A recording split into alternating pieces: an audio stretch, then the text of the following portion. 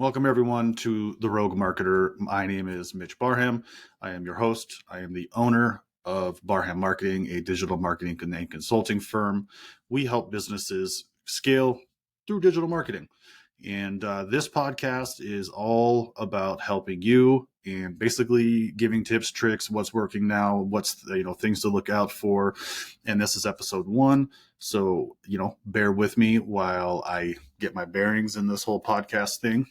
But today I want to talk about what is currently working as of July 3rd, 2023 across Facebook and Google Ads.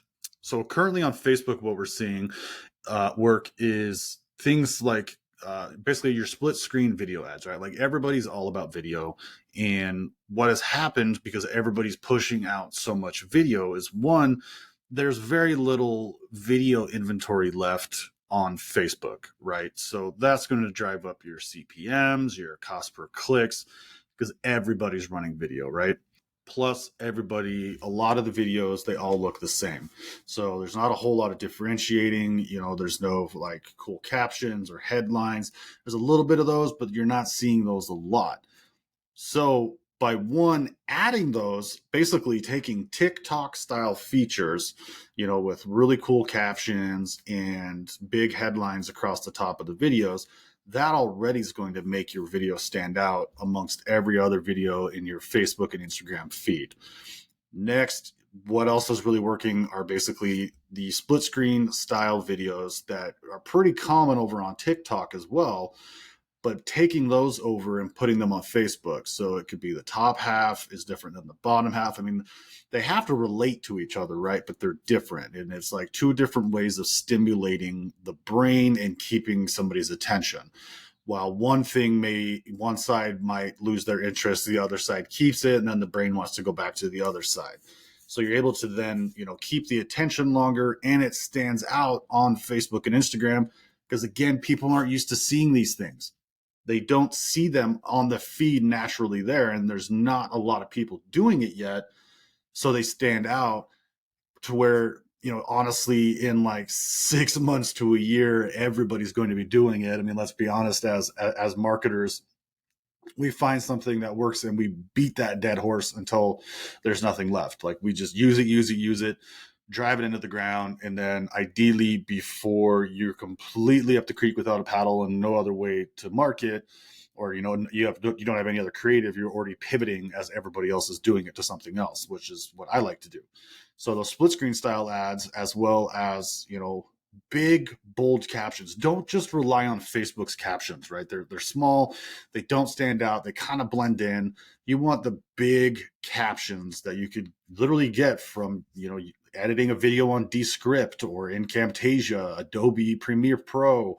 Shoot, you could, if it's a short enough video, edit it on your phone in the app. If you have an iPhone, there's an app called Captions, and you can have those really cool Gary V, Alex Hermosi style captions, and those pop off the screen on Facebook and Instagram.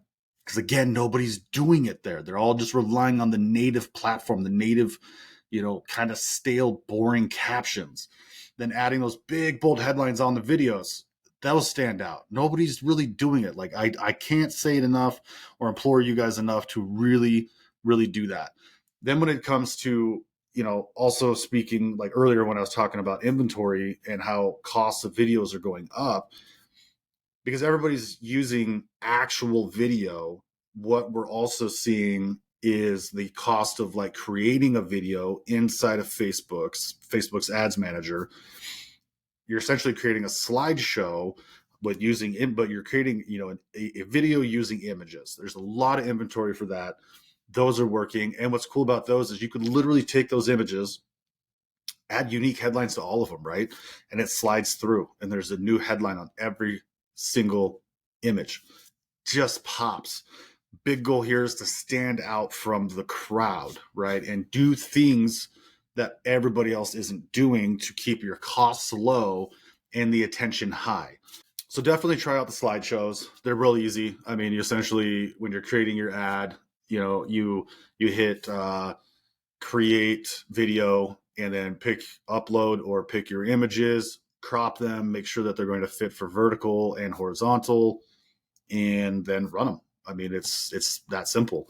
Obviously, you still need to have good copy and a good headline for your ad, but that's, really a big part is going to be the actual creative aspect, your images and your videos. That's what's kind of differentiating a lot of things right now and grabs a lot of attention. Is like, boom, that's there, takes up the most real estate. Then they look down to the headline. Then they look up to your actual ad copy.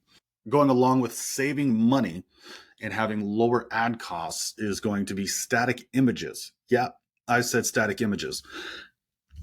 Again, it just comes down to inventory, right? Like there's so many videos being ran, so many carousels that literally static images are so cheap. Like we're seeing sub $12, $8 CPMs on static images. There's not a lot of marketers are using them. Everybody's all about video. And the irony of video for me now in 2023 is 9 years ago, my company, my e-commerce brand that I had back then, like we were huge with video and nobody was really doing video. Everybody was still doing static images. There were very, very few people I knew that were actually running video. They didn't want to get in front of the camera. They didn't know what to say. It was like, in UGC, like we were using UGC back then. So actual like legitimate customers doing video testimonials, and those were killing it. They were super cheap back then because everybody was using static images. So once again, another way to pivot. Everybody's using video, everybody's paying a ton of money, then boom, over here we use a static image, and not just any static image, right? Like we're going to actually add in call outs, arrows, words, headlines, make it pop. Still, it has to stand out from the feed. So you don't just want a generic image of your product or say your, clothing that you sell that's a flat lay. Like you want it on people, pointing out benefits and stuff like that. Those are crushing it right now because there's just a ton of inventory. Facebook is all about inventory. Like, I mean, it's an auction, and whoever's willing to pay the highest to get in front of the person wins. So when you can use a cheaper route of creative, something that not everybody's doing, stay in front of the masses, you're going to win because you're going to be able to get your leads for cheaper, your sales for cheaper, your purchases cheaper, your traffic cheaper. So then it turns into it's literally a numbers game. If I can get more people to my website or landing page cheaper, then I'm going to get more people to my site for the same amount of money, right? So then I'm more likely to get more leads, more sales, more add to carts, all of that fun stuff. And we'll quickly kind of move on to Google. So in the Google world, there is still always a huge focus on PPC, right? Your Google search ads. So everybody's running Google search ads. It's somehow become the new hot thing that most businesses or new marketers will start with. And, a lot of business owners, y'all think that you need to be running search ads, even though, your product or business might not be solving a problem that people are actively searching for. You need to be creating demand. I kind of want to touch on that at the end, the difference between the two platforms. So stay tuned for that. And it'll make sense when I explain it to you. But PPC search ads aren't the end all be all. And what we're seeing, I mean, search ads still do well. They're just expensive, right? What we're seeing finally grabbing a hold and taking off is Google Performance Max campaigns. The cool thing about Google Performance Max campaigns, if you haven't tried them yet or even heard about them, is they hit 5 different platforms or 5 sections of Google at one time, essentially. So it hits YouTube, discovery, search, display, and I always forget the 5th one. So we have YouTube, search, display, the discovery page, and Gmail inboxes. So in the promos tab and the social tab, there will be ads right up top. So it looks like an email, but it's really an ad. So it hits these people in all these different places. But the trick to Google Performance Max campaigns is really kind of 2 things. One, they need a lot of creative. So a lot of videos, and a lot of images. And then 2, you, just like Facebook with Facebook and interest targeting or lookalikes, Google Performance Max does need a decent amount of audience signals, as they call it, right? So the audience signals, you could realistically, you feed it interests, affinities, all that, create some custom segments of people who search for certain kind of keywords, people who visit certain websites. You can literally plug in your competitors' websites. You can plug in your competitors' names in the search parameters, right? The people who search these words. If you have an app, you can add in people who have this app on their phone. Like there's so much that you can plug in to the audience, to this custom audience, and create a custom segment, then save it, use that along with giving Google your data to utilize, and it will go out and start trying to find people like that. Google Performance Max campaigns do take 7 to 14 days to really gain traction, right? Like you'll start seeing ads, like sales come in maybe 4 or 5 days in, and then it hasn't been that great. Then all of a sudden, boom, it will just take off. So like we have some of our clients that are using it that are getting anywhere from 5x returns up to 12x returns on Performance Max.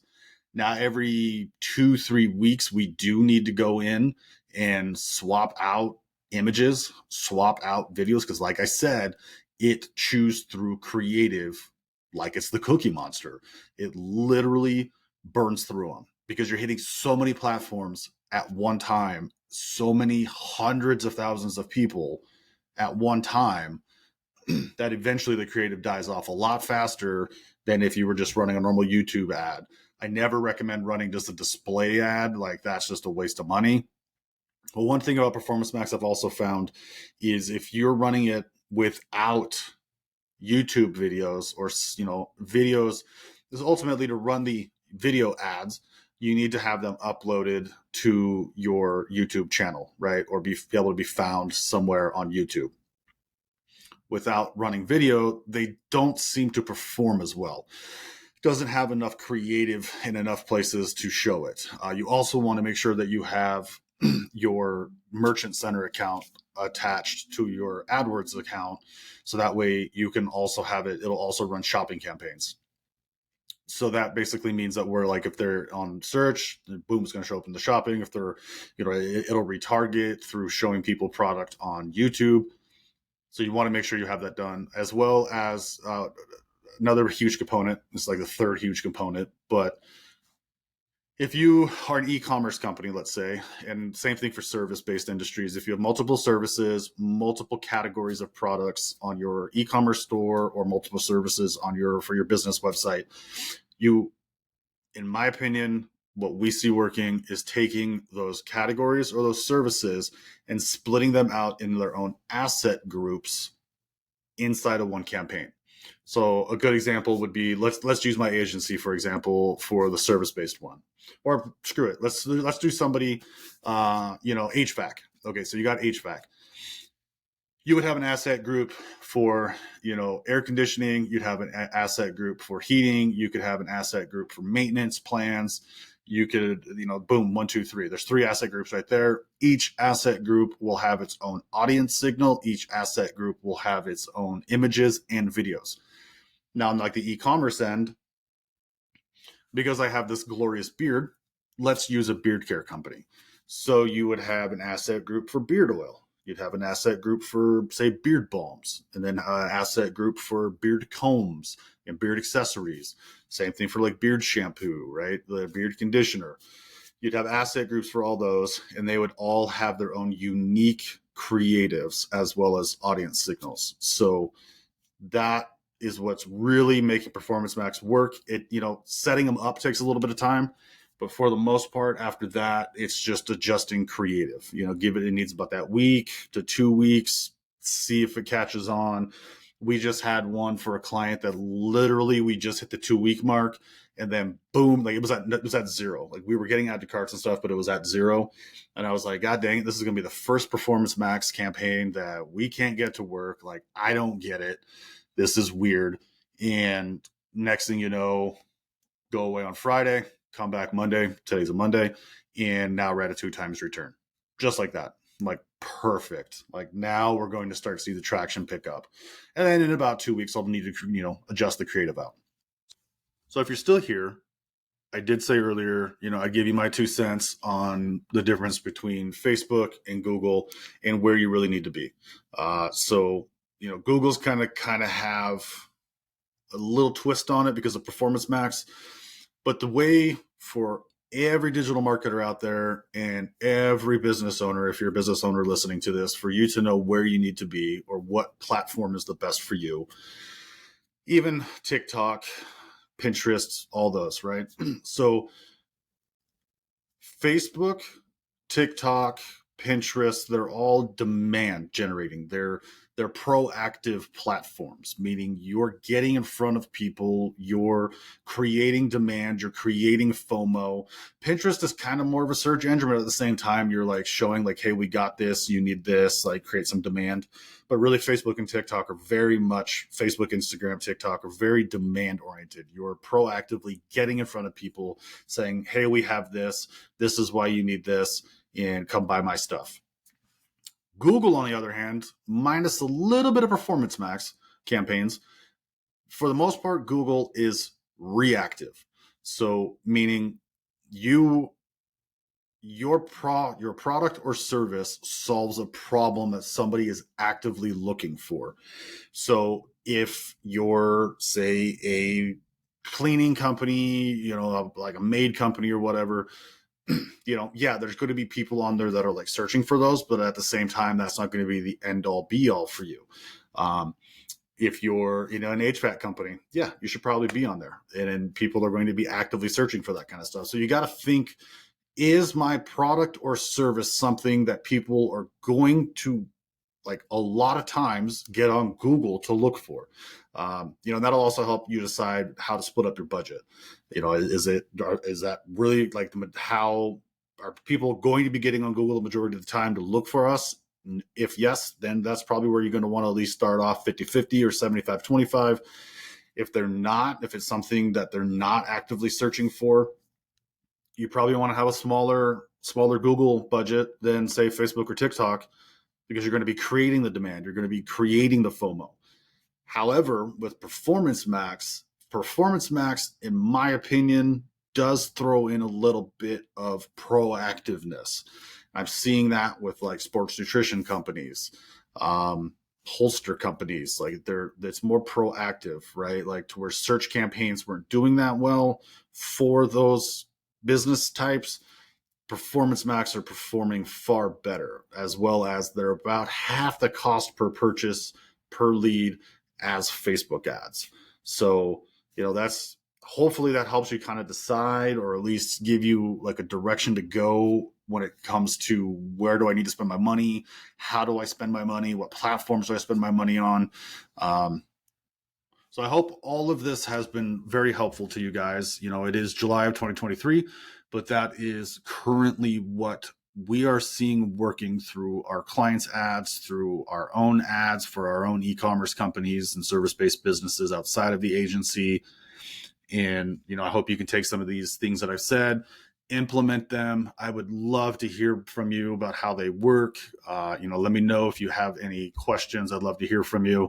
And I look forward to, more podcasts, and I hope you guys continue listening on and subscribe. Send this to somebody you think that might find it helpful. So please, like, subscribe, and share.